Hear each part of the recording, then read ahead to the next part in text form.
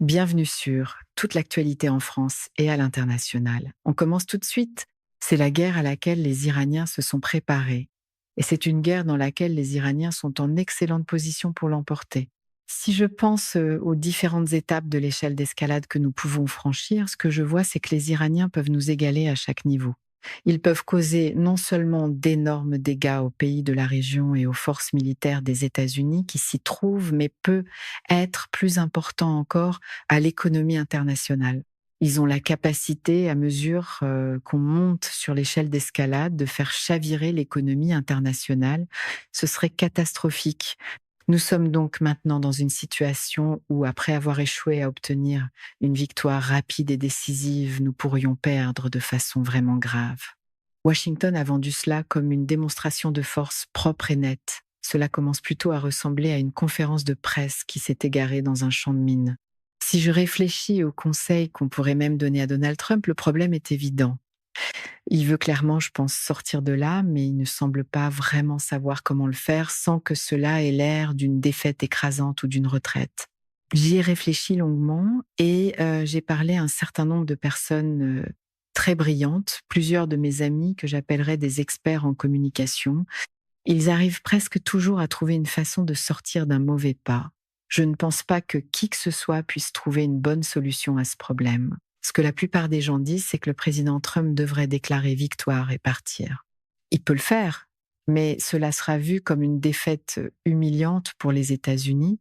Et en plus, on se heurte au fait que les Iraniens eux-mêmes pourraient ne pas accepter de mettre fin à la guerre. Les États-Unis peuvent se retirer, mais les Israéliens et les Iraniens peuvent continuer à se battre. Les Iraniens ont beaucoup de cartes à jouer ici. Ils peuvent faire énormément de dégâts. Donc, même si nous nous retirons, rien ne dit que cela règle le problème. Et encore une fois, comme je le disais au départ, les États-Unis auront l'air d'avoir subi une défaite humiliante. Je pense que le président Trump s'est mis dans une situation où il n'existe tout simplement aucune bonne stratégie de sortie. Déclarer victoire, avant même qu'on ait fini de compter les dégâts, peut fonctionner dans un rassemblement politique, mais le détroit d'Ormuz n'accepte pas les applaudissements comme mode de paiement. C'est comme ça que je le vois et je reste complètement perplexe devant le fait que politiquement, sans même parler du reste, il ait pu penser que c'était le bon moment pour prendre le plus grand pari de toute sa carrière, alors que les élections de mi-mandat s'en viennent. Déjà, il semblait en voie de perdre la Chambre, il pourrait perdre le Sénat à cause de ça, et après cela, c'est à peu près terminé.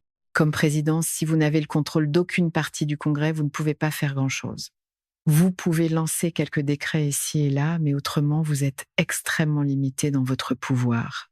Et bien sûr, l'autre ironie, c'est que la Russie est déjà en train d'émerger comme l'un des grands bénéficiaires de ce qui se passe, parce que les sanctions ont été levées. Elle gagne des sommes énormes grâce à cela, et cela pourrait continuer tant que cela se prolonge. Il faut regarder tout ça et se demander comment une guerre lancée contre l'Iran, qui finit par profiter à la Russie grâce à des prix plus élevés pour ses propres produits, à un affaiblissement des sanctions occidentales contre elle et à un éventuel soutien chinois pour de nouveaux projets, pourrait être une victoire pour les États-Unis.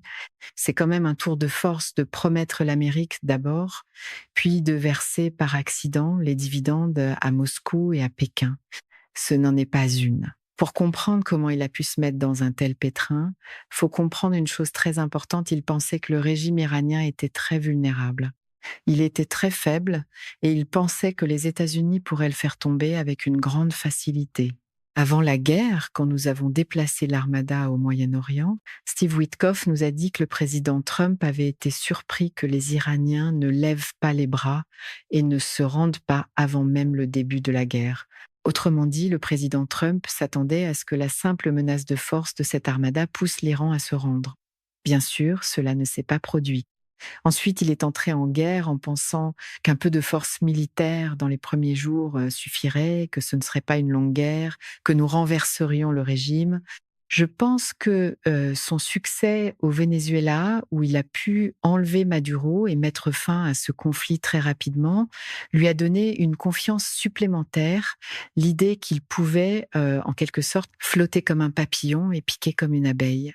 Mais En réalité, cela ne s'est pas passé ainsi.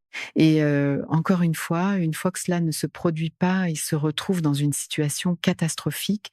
Je ne pense pas qu'il ait cru une seule seconde que cela pourrait arriver. C'est pour cela qu'il a pu écarter l'avertissement du Pentagone selon lequel il était probable que les Iraniens ferment le détroit. Et de plus, il a écarté l'avertissement selon lequel les Iraniens procéderaient à une escalade horizontale. Ils ne se contenteraient pas d'attaquer Israël. Ils attaqueraient les actifs américains dans le Golfe et ils attaqueraient les États du Golfe eux-mêmes. Il n'a tout simplement pas vu cela venir.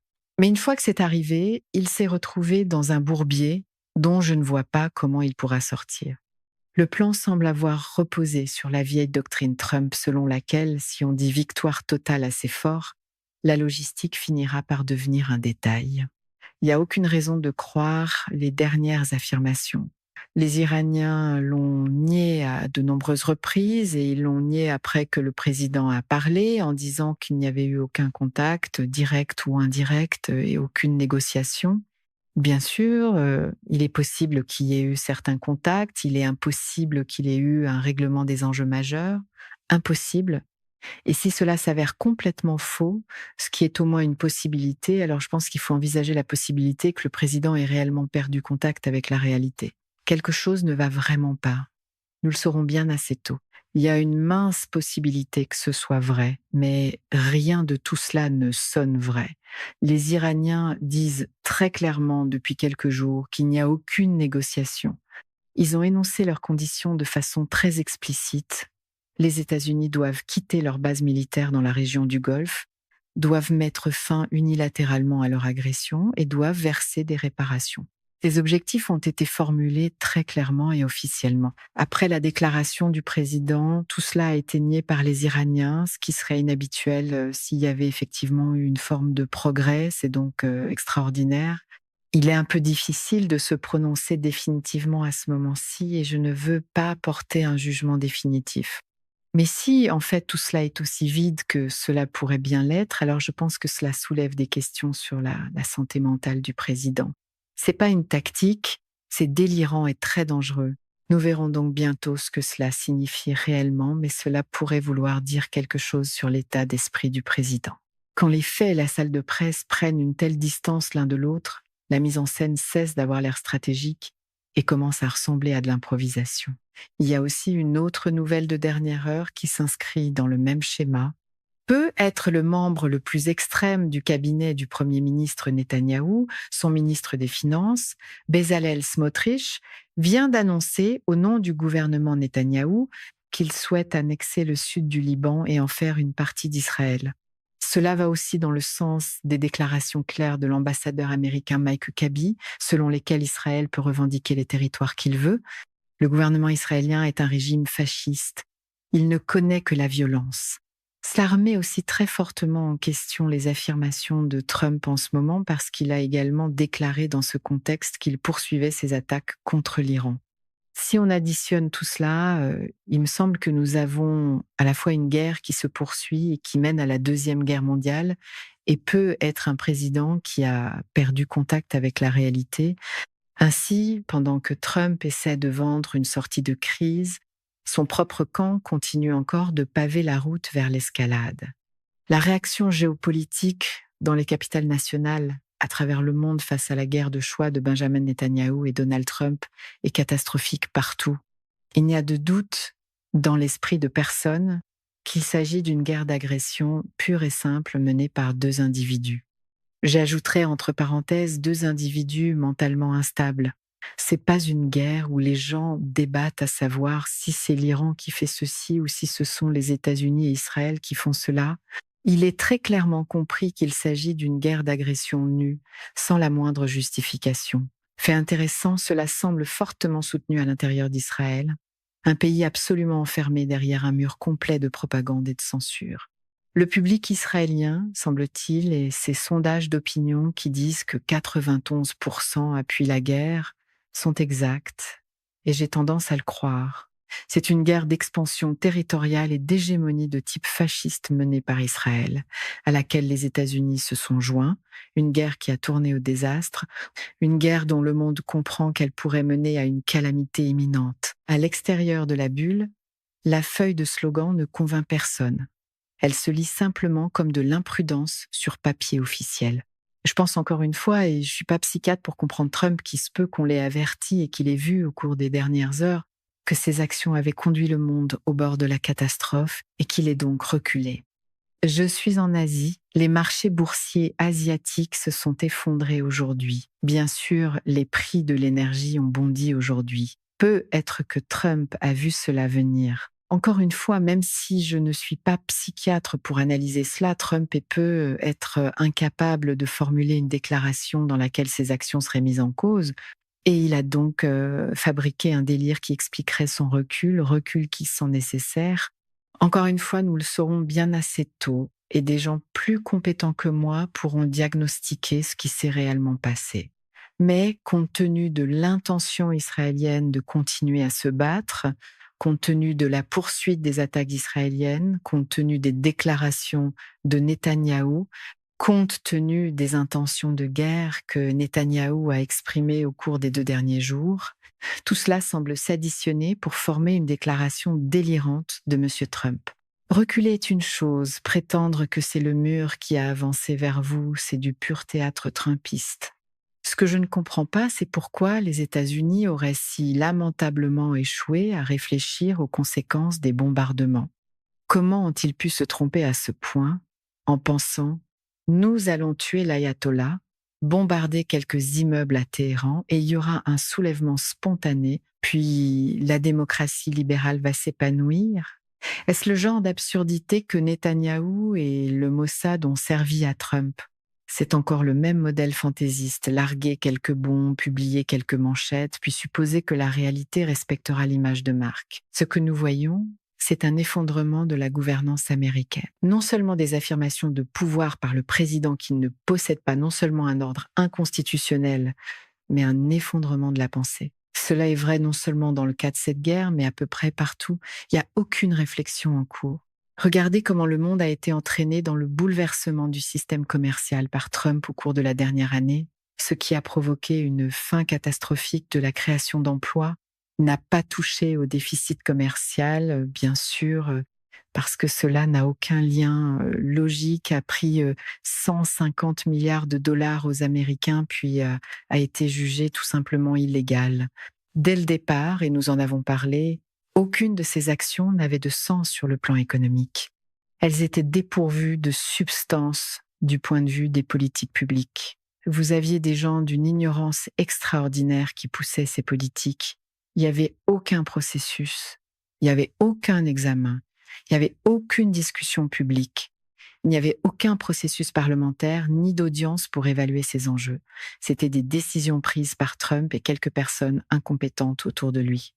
Donc, ce n'était pas seulement l'affirmation d'une autorité non constitutionnelle ou extra-constitutionnelle. Cela a été fait sans un processus qu'on pourrait juger rationnel, à quelque égard que ce soit, ou informé. La méthode de gouvernement commence à ressembler moins à de l'art de gouverner qu'à une impulsion de fin de soirée avec des conséquences fédérales. Si l'on pense à cette guerre, c'est une guerre choisie par Trump, exet peut être Witkoff et Kouchner, qui sait. Ce n'est pas, d'après tout ce que nous savons, une guerre fondée sur une délibération, sur les rapports des agences de renseignement. Monsieur Kent l'a dit très clairement. Donc ce que nous voyons ici, c'est pas seulement une affirmation inconstitutionnelle du pouvoir, nous voyons un effondrement complet et total de la compétence, du processus normal et même de l'examen rationnel des options, des discussions et des conséquences possibles. Je crois qu'il ne s'agit pas seulement d'une crise constitutionnelle, mais d'une crise touchant les formes les plus élémentaires de compétences. Quand la chaîne de commandement commence à sonner comme une liste d'invités de balado, la confiance n'est pas la première réaction. Je me trouve en Chine en ce moment et j'écoute des travaux portant sur l'état de la stratégie économique chinoise. C'est détaillé, c'est approfondi, c'est tourné vers l'avenir. Cela repose sur 2 années de délibération systématique. J'ai été avec plusieurs des plus grands universitaires chinois au cours de la dernière journée, des chercheurs de premier plan, des gens très brillants qui ont pris part à des processus détaillés d'examen, de débat et de délibération.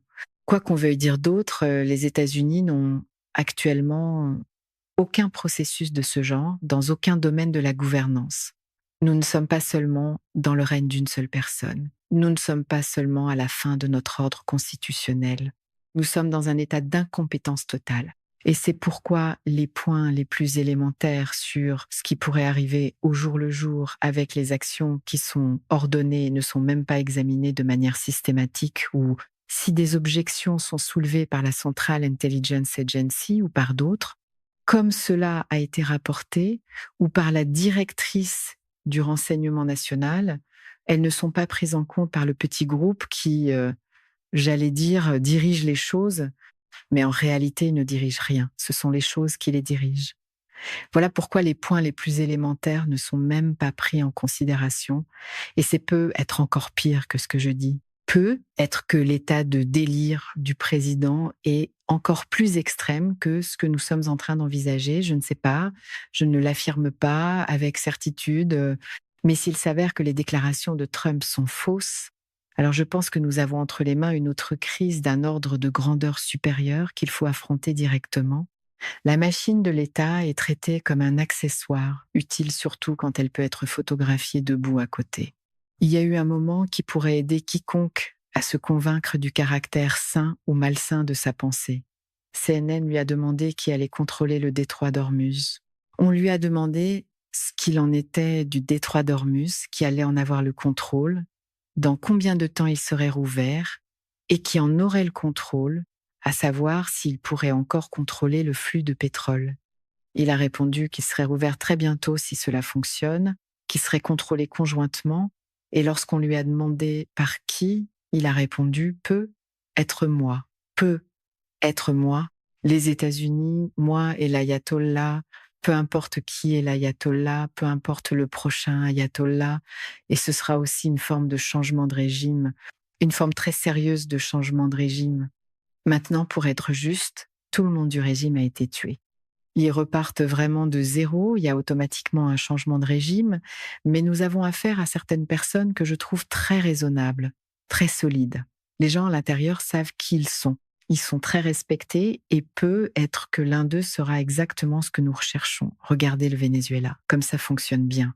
Voilà ce qui arrive quand le contrôle géopolitique est décrit avec l'assurance d'un homme qui baptiserait un terrain de golf à son propre nom.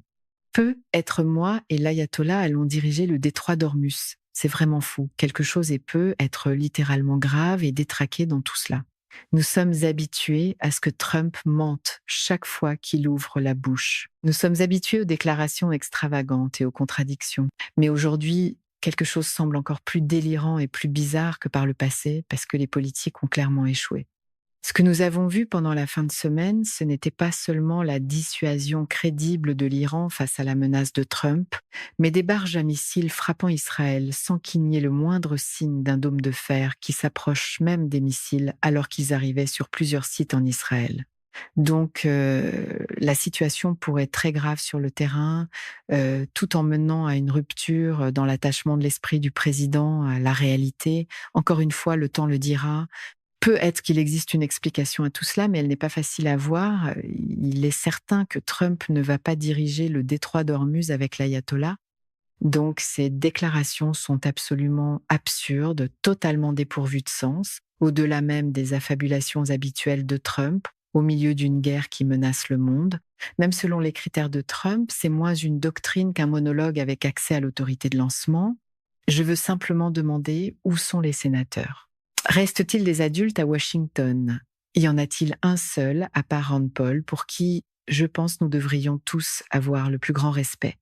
Y a-t-il des sénateurs du Parti républicain qui soient des adultes, qui regardent cela et qui pensent que l'état de notre République et du monde est en jeu et que tout cela serait normal, qu'on pourrait vivre avec cela ainsi? Est-ce que quelqu'un peut réellement imaginer à ce moment précis que la bonne façon d'aborder cette question serait que nos négociateurs soient M.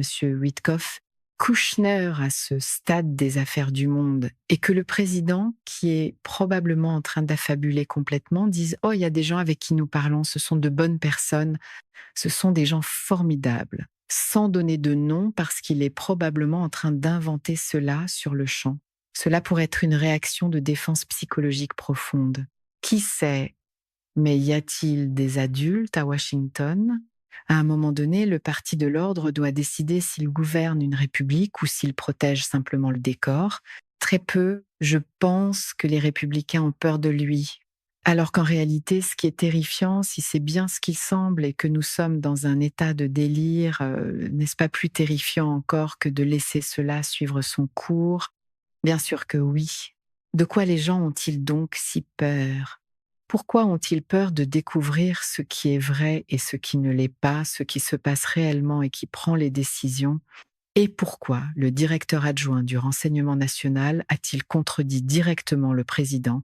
Et la seule réponse, c'est que le Federal Bureau of Investigation commence à l'enquêter au lieu de poser des questions sérieuses avant que nous soyons tous anéantis par le délire. Alors s'il vous plaît, quelqu'un doit bien être un adulte à Washington, quelque part dans le parti républicain. La peur de contrarier Trump est devenue un principe de gouvernement, ce qui est un remarquable substitut au jugement et un terrible substitut au courage. Quand je pense au sort du pétrodollar après cela, je dois commencer par dire qu'à mon avis, le pétrodollar, c'est à dire la facturation du pétrole en dollars, en renminbi ou dans une autre monnaie, n'est pas réellement le point central, même si c'est un thème très fréquent ces temps-ci sur Internet, selon lequel la force américaine viendrait du fait que le pétrole est libellé en dollars américains. C'est pas tout à fait vrai. Ce n'est même pas vrai du tout. L'économie des États-Unis dépend de sa productivité, de ses travailleurs, de sa technologie, de sa base de production physique, et le fait que le pétrole soit libellé en euros, en renminbi ou en dollars est honnêtement d'importance secondaire. Il y a une certaine importance, mais c'est pas le point principal. Le point principal de cette guerre, c'est que nous avons une profonde crise d'approvisionnement en pétrole et en gaz qui s'aggrave parce qu'il ne s'agit pas seulement du blocage des navires dans le détroit d'Ormuz qui empêche le pétrole et le gaz d'atteindre les marchés mondiaux, mais aussi de la destruction physique des champs pétroliers et gaziers, des pipelines et des raffineries. Le marché se soucie assez peu de la force avec laquelle les éléments de langage ont été livrés. Il tend plutôt à remarquer les explosions près des infrastructures énergétiques. J'ai parlé à un dirigeant politique il y a à peine quelques heures à Beijing, un dirigeant international très expérimenté, qui m'a dit: «Jeffrey, je me suis occupé de l'infrastructure physique du pétrole et du gaz dans mon pays. Vous devriez savoir à quel point il est difficile de construire ces raffineries et ces installations physiques et combien les réparations seront longues et ardues. C'est cela qui menace de plonger l'économie mondiale dans une crise profonde. Voilà pourquoi les marchés boursiers se sont effondrés en Asie aujourd'hui. Voilà pourquoi je crois que Trump a fabriqué dans son esprit une solution à une crise dans laquelle il avait plongé le monde entier quand il lui a fallu trouver quelque chose qui apaise d'une manière ou d'une autre son ego après avoir commis une erreur catastrophique. Encore une fois, un peu de psychologie amateur, le temps le dira. Mais le fait demeure que c'est pas exactement la dénomination d'un flux physique dans telle ou telle monnaie qui compte. Il y a des effets secondaires, je veux pas les nier. Mais la force principale d'une économie vient de ce que nous produisons, avec quelle technologie, avec quelle main-d'œuvre qualifiée. Et cela, ce sont des investissements à long terme. Cela résulte d'investissements à long terme. On ne peut pas sortir d'une raffinerie endommagée à coups de tarifs douaniers et on ne peut pas sortir d'un choc d'approvisionnement à coups de slogans. C'est là que tout ce qui concerne Trump est un désastre pour le peuple américain parce que nous ne faisons aucun investissement à long terme dans notre pays. Tout n'est que combine à très court terme, qu'il s'agisse de nous soutirer 150 milliards de dollars avec ces tarifs illégaux ou de cette guerre que quelqu'un a justement qualifiée non pas de guerre de choix mais de guerre de caprice. Rien de tout cela n'a quoi que ce soit à voir avec le bien-être économique, alors que c'est précisément pour cela qu'il a été appuyé, soi-disant, par ses électeurs, afin d'améliorer leur niveau de vie. Rien de cela ne va aider. Et cela dépendrait du fait que nous n'ayons pas des routes brisées, des aéroports qui ne fonctionnent plus, un gouvernement qui ferme la moitié du temps et un effondrement de notre infrastructure physique partout dans le pays.